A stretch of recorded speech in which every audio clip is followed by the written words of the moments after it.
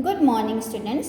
व्याकरण के अंतर्गत आज मैं आपको पाठ 4 शब्द विचार समझाने जा रही हूँ। निम्नलिखित उदाहरण को ध्यानपूर्वक पढ़िए और समझिए। आ, जल, नमक, हाथ। उपर्युक्त ध्वनि समूहों का विश्लेषण करने पर ज्ञात होता है कि आ एक वर्ण है, जल ज, अ, ल, अ इन वर्णों से मिलकर बना है। नमक शब्द न, अ, म, अ, क, अ इन वर्णों से मिलकर बना है। हाथी शब्द ह, आ, थ, ई इन वर्णों से मिलकर बना है। उपर्युक्त ध्वनि समूह एक या अनेक वर्णों के संयोग से बने हैं। इनमें से प्रत्येक में निहित ध्वनि स्वयं में स्वतंत्र है। चूँकि ये एक या अनेक वर्णों के संयोग से बने सार्थक एवं स्वतंत्र ध्वनि समूह हैं, अतः ये शब्द हैं। तो एक या अनेक वर्णों के संयोग से बने सार्थक एवं स्वतंत्र ध्वनि समूह को शब्द कहते हैं। शब्द के मूल में ध्वनि निहित होती है, परंतु प्रत्येक स्वतंत्र ध्वनि का अर्थ नहीं होता। जब कोई ध्वनि या ध्वनि समूह अर्थ प्रकट करता है तभी उसका महत्व होता है। अतः भाषा में सार्थक शब्दों का ही महत्व है, निरर्थक शब्दों का नहीं। यद्यपि व्याकरण में केवल सार्थक शब्दों पर ही विचार किया जाता है, तथापि कभी कभी निरर्थक शब्द भी जब अपना अर्थ व्यक्त करते हैं तो ये भी सार्थक बन जाते हैं। जैसे मैं तो रोज रोज की खिचखिच से तंग आ गया हूँ, कुछ चाय वाय है क्या? इन वाक्यों में खिचखिच से तात्पर्य कलह से तथा वाय से तात्पर्य खाने की अन्य वस्तुओं से है। अतः निरर्थक रूप लेकर भी इनके भाव की सार्थकता है और ये वाक्य में स्थान पाकर अपना अर्थ भी प्रकट करते हैं। जानते हैं कुछ बातें शब्दों की दुनिया के बारे में। शब्द एक या एक से अधिक वर्णों से बनते हैं। जैसे न तथा आ एक वर्णी शब्द हैं, तो आन में एकाधिक अर्थात एक से अधिक वर्ण हैं।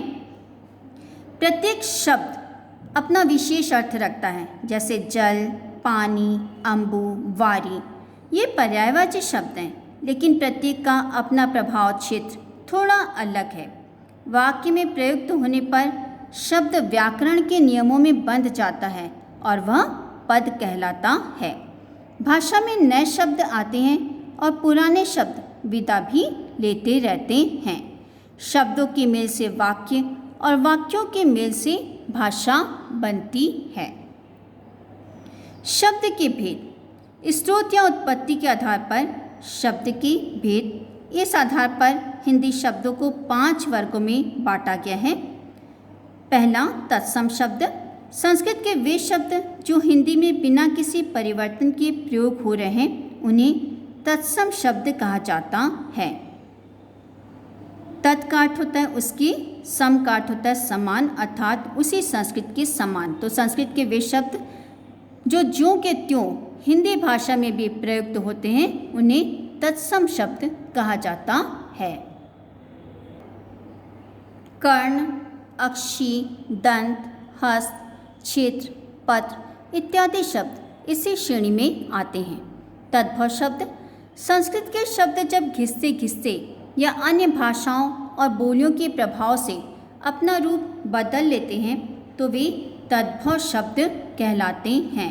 जैसे हस्त घिसते घिसते हाथ हो गया, दंत दांत हो गए, क्षेत्र भी खेत के रूप में चल पड़ा। हिंदी में इस तरह के शब्दों के ज़्यादातर दोनों ही रूप प्रचलित हैं, यानी तत्सम और तद्भव दोनों ही रूप प्रचलित हैं। जानते हैं कुछ तत्सम शब्द और उनके तद्भव रूप। सर्प तत्सम शब्द है, तद्भव में उसे सांप कहा जाता है। सप्त तत्सम शब्द है, तद्भव में उसे सात कहा जाता है। वानर तत्सम शब्द है, तद्भव में उसे बंदर कहा जाता है। पत्र तत्सम शब्द है, तद्भव में उसे पत्ता कहा जाता है। श्वेत तत्सम शब्द है, तद्भव में उसे सफ़ेद कहा जाता है। वार्ता तत्सम शब्द है, तद्भव में उसे बात कहा जाता है। ग्राम तत्सम शब्द है, तद्भव में उसे गांव कहा जाता है। वर्ष तत्सम शब्द है, तद्भव में उसे बरस कहा जाता है। मयूर तत्सम शब्द है, तद्भव में उसे मोर कहा जाता है। बकुल तत्सम शब्द है, तद्भव में उसे बगुला कहा जाता है। काक तत्सम शब्द है, तद्भव में उसे कौवा कहा जाता है। नौ तत्सम शब्द है, तद्भव में उसे नौ कहा जाता है। इसी प्रकार दुग्ध तत्सम शब्द है, तद्भव में उसे दूध कहा जाता है। भगिनी तत्सम शब्द है, तद्भव में उसे बहिन कहा जाता है। भ्राता तत्सम शब्द है, तद्भव में उसे भाई कहा जाता है। मातृ तत्सम शब्द है, तद्भव में उसे माता कहा जाता है। पितृ तत्सम शब्द है, तद्भव में उसे पिता कहा जाता है। मस्तक तत्सम शब्द है, तद्भव में उसे माथा कहा जाता है। दधि तत्सम शब्द है, तद्भव में उसे दही कहा जाता है। घृत तत्सम शब्द है, तद्भव में उसे घी कहा जाता है। लक्ष्य तत्सम शब्द है, तद्भव में उसे लाख कहा जाता है। शीर्ष तत्सम शब्द है, तद्भव में उसे सिर कहा जाता है। जिह्वा तत्सम शब्द है, तद्भव में उसे जीभ कहा जाता है। पंच तत्सम शब्द है और तद्भव में उसे पाँच कहा जाता है। देशज शब्द मानक हिंदी में जो शब्द अपनी बोलियों या उपभाषाओं से आकर प्रचलित हो गए हैं उन्हें देशज शब्द कहते हैं।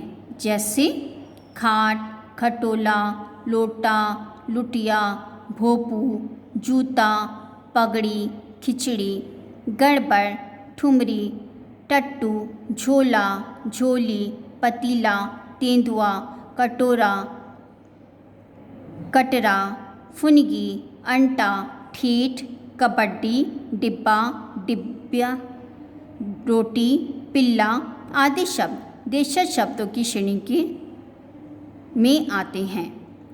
विदेशी शब्द भारत पर लंबे समय तक विदेशों के शासन के कारण यहाँ उनकी भाषा का प्रचार और भारतीय भाषाओं पर उनकी भाषा का प्रभाव भी खूब पड़ा। यह एक स्वाभाविक प्रक्रिया है। जब कोई व्यक्ति किसी के संपर्क में आता है तो एक दूसरे की भाषाएं भी निकट आती हैं। इसके चलते हिंदी में अरबी, फारसी, तुर्की, अंग्रेजी, पुर्तगाली आदि शब्द आ गए हैं और आज हिंदी में धड़ल्ले से प्रयोग किए जा रहे हैं। यही विदेशी शब्द हैं। विदेशी शब्दों को आगत शब्द भी कहते हैं। हिंदी में प्रयुक्त कुछ विदेशी शब्द इस प्रकार हैं। अंग्रेजी शब्द court, college, collar, fees, ticket, team, motor, car, telephone, table, radio, ball, taxi, station, pen, pencil, policy, machine, internet, India, engine इत्यादि। अरबी और फारसी के कुछ शब्द शादी, शिकार, गरीब, नमक, फरमाइश, फ़ायदा, फ़िक्र, फ़र्ज़, फिजूल, सजा, कागज़, जिला, बाज़ार, बाग, खत, वक्त, किस्सा, मुर्दा, किस, ऐनक इत्यादि।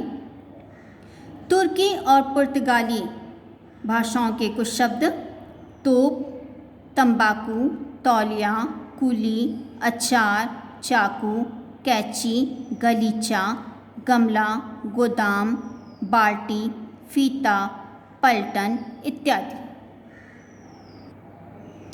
संकर शब्द दो अलग अलग भाषाओं के मेल से जो नया शब्द बनाया जाता है उसे संकर शब्द कहा जाता है। इन्हें द्विज शब्द भी कहा जाता है। जैसे डाक खाना, डाक खाना शब्द बना, ये हिंदी और फारसी भाषाओं को मिलाकर बना है। पान रसदान, पानदान शब्द बना, ये भी हिंदी और फारसी भाषाओं को मिलाकर बना है। डाक खाना और पानदान ये दोनों ही हिंदी और फारसी भाषा के शब्दों को मिलाकर बने हुए हैं। लाठी प्लस चार्ज, लाठी चार्ज, ये हिंदी और अंग्रेजी भाषा को मिलाकर बना है। कपड़ा प्लस मिल, कपड़ा मिल, ये भी हिंदी और अंग्रेजी भाषा को मिलाकर बना हुआ है। तहसील प्लस दार, तहसीलदार, ये अरबी और फ़ारसी भाषा को मिलाकर बना हुआ शब्द है। फिजूल प्लस खर्च, फिजूल खर्च, ये भी अरबी और फ़ारसी भाषा को मिलाकर बनाया गया शब्द है। तो बच्चों, आज का पाठ मैं यही समाप्त करती हूँ। इसके आगे का पाठ मैं आपको अगले वीडियो में समझाऊंगी।